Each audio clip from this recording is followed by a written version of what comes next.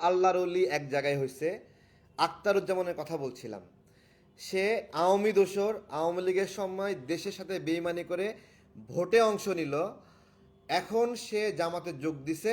জামাতের লোকরা বলছে কোনো লোক যদি বেনামাজি হয়, সে যদি নামাজ পড়তে আসে, তাহলে কি আপনি তাকে বাধা দিবেন? তার মানে জামাতে ইসলাম হলো পবিত্রকরণ একটা প্রক্রিয়া। আওয়ামী লীগের সময়েও এরকম ছিল যে কোনো রাজাকার যদি আওয়ামী লীগে যায়, তাহলে বলতো যে থাক, সে তার ভুল বুঝতে পারছে এবং সে এখন থেকে আর রাজাকার না, সে এখন থেকে মুক্তিযুদ্ধের পক্ষের শক্তি। আওয়ামী লীগ যে রকম ছিল মুক্তিযুদ্ধের পক্ষের শক্তির একটা কারখানা, আজকে পবিত্রকরণের একটা মেশিন হলো জামাত। যে সেখানে যদি জালিম, প্রতারক, ভণ্ড গিয়ে যোগাযোগ করে, যোগ দেয়, তাহলে বয়ানটা এরকম হবে যে কোনো বেনামাজি যদি নামাজ পড়তে আসে, আপনি কি বাধা দিবেন? ঠিক আছে? তো এই ইমানের ডালা, ইমানের মানে হলো ঝুরি হলো জামাত ইসলাম।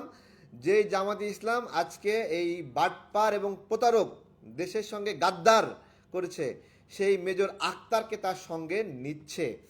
এইবার আসি আরেকটা গুরুত্বপূর্ণ বিষয়। ছোট করে বললে তো আবার বলবেন তারেক ভাই অল্প করে শেষ করে দিলেন।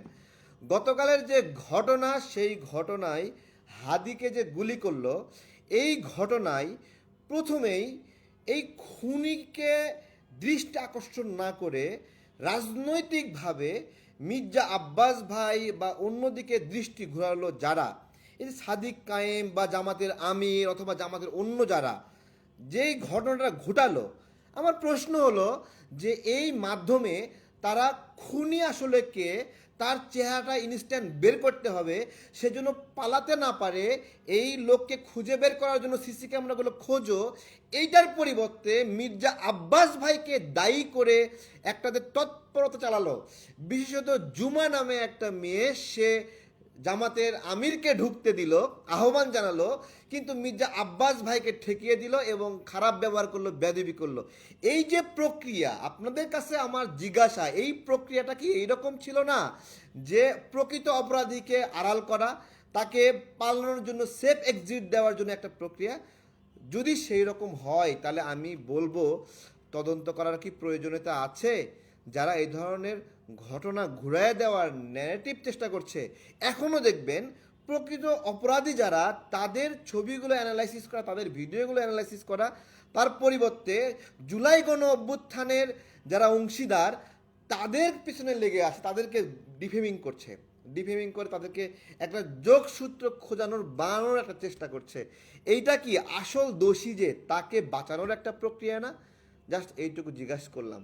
দুটা অপশন নিয়ে কথা বলেছি। একটা হলো মেজর আখতার যখন থেকে জামাতে যোগ দিছে, তখন থেকে সে আর গাদ্দার না, সে বেইমান না, সে আপনার হলো আওয়ামী দোসর না। এটা একটা পবিত্রকরণ মেশিন হয়ে গেছে। আওয়ামী লীগের সবাইকে আহ্বান, দলে দলে আপনারা হলো জামাতের পথে আসেন এবং আপনাদের নাম থেকে দোসর, স্বৈরাচার এই নামটা কাটাবেন আপনারা, সে আহ্বান রইল।